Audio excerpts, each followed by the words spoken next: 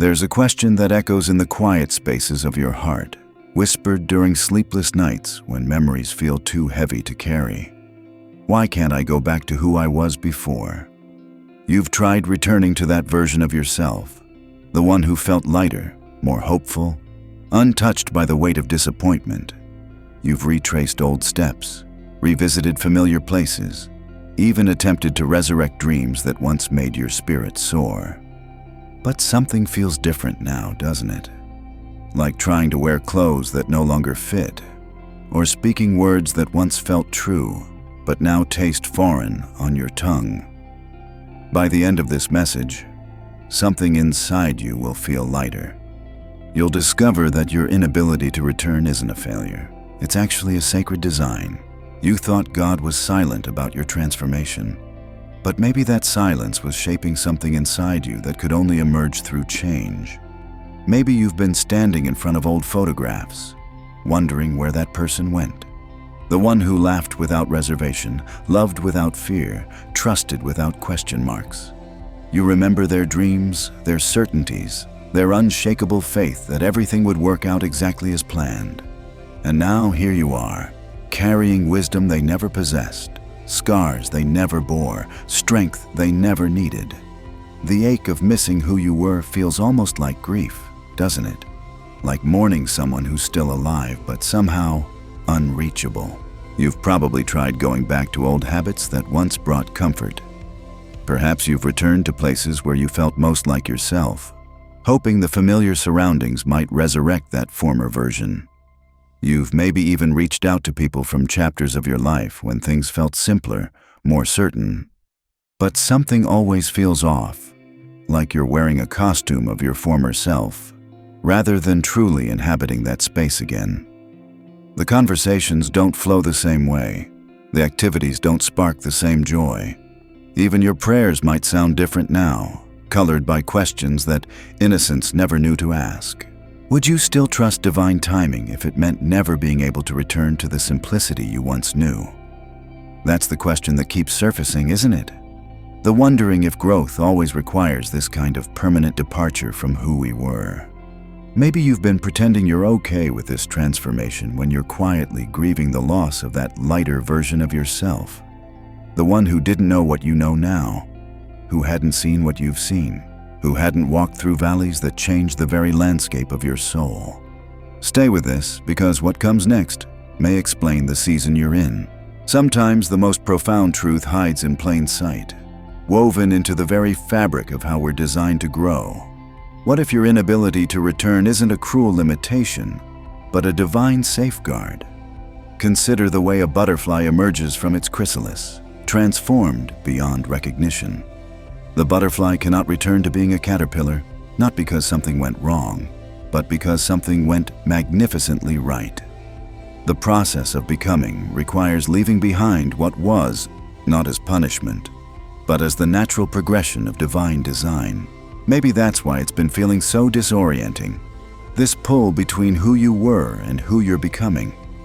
Your soul is expanding, stretching into new territories of understanding that your former self simply couldn't contain. The person you were before wasn't wrong or inadequate.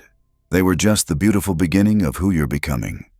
Like soil that must be broken before it can nurture new growth, your spirit has been tilled by experience in ways that make returning to untouched ground impossible. What if the delay in feeling like yourself again isn't a denial of peace, but a divine protection? Perhaps heaven has been preparing your heart to hold deeper joy, stronger faith, more authentic love than your previous version ever could have contained. The waiting, the changing, the uncomfortable stretching of your soul might not be random suffering, but purposeful preparation for a version of yourself that can carry greater purpose, deeper wisdom, more resilient hope. It could be that every experience that changed you, even the painful ones, was carefully allowed to shape you into someone capable of touching lives that your former self never could have reached. The person who has walked through darkness carries a different kind of light. The heart that has known breaking develops a unique capacity for compassion. The soul that has wrestled with questions emerges with faith that's tested and true, rather than simply inherited or assumed. And here's where everything begins to make sense. Your mind wants the clarity of returning to familiar ground, but your soul grows in the mystery of becoming something new. The psychological truth hidden in spiritual wisdom reveals that transformation isn't about addition. It's about fundamental change at the cellular level of who you are. Every experience you've walked through has literally rewired the pathways of your thinking, the patterns of your believing, the rhythm of your heart's response to life. Think of it like learning a new language that becomes so natural you can no longer think only in your native tongue. Or like developing a skill so thoroughly that your hands remember movements your mind never consciously learned. The person you've become carries the essence of who you were, but expressed through new understanding, deeper capacity, broader perspective. You're not less than who you were. You're an expanded version, like a song that's been rewritten in a richer key. Maybe it wasn't about finding your way back to simpler times, but discovering that you've been equipped for more complex and beautiful seasons. The heart that once loved innocently now loves with wisdom. The faith that once believed easily now believes with depth.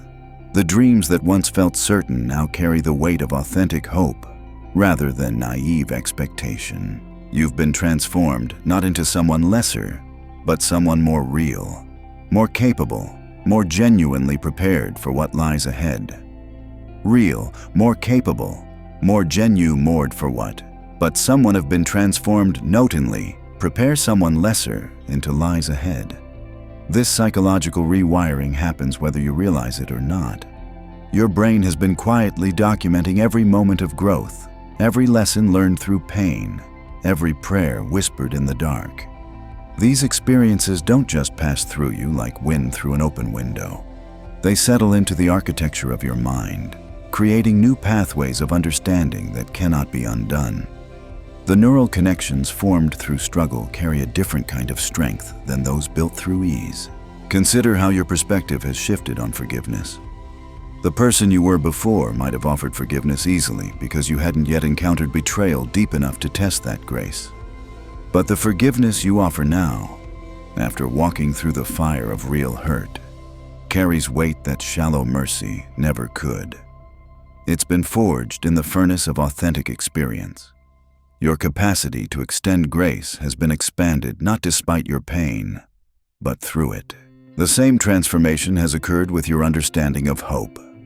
Hope used to feel light and airy, like a balloon floating on optimism alone. But hope has been refined in you until it resembles something more like an anchor, heavy with substance, able to hold steady when storms rage above. This isn't the hope of someone who has never doubted. This is the hope of someone who has stared into uncertainty and chosen faith anyway. Maybe you've noticed how differently you respond to others who are struggling now. Where your former self might have offered quick solutions or simple encouragements, you now sit with people in their pain differently. There's a quality of presence you carry that wasn't there before, a knowing silence that speaks louder than any words. The empathy flowing through you has been seasoned with your own tears, making it authentic in ways that borrowed wisdom never could be. Your prayers have changed too, haven't they? They've lost that rehearsed quality, that careful presentation of what you thought heaven wanted to hear. Now they emerge from deeper places, sometimes wordless, often messy, always real. The relationship with the divine that you're building now is less about performance and more about authentic connection. You're not trying to impress anymore. You're just trying to be honest about where you are and what you need. So here's what I want you to understand as this message comes to a close. You cannot go back to who you were, not because you've lost something precious, but because you've gained something sacred.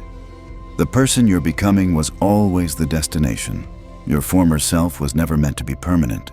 They were meant to be preparation. If this message found you at exactly the right moment, trust that. You're exactly where you need to be, becoming exactly who you were always meant to become.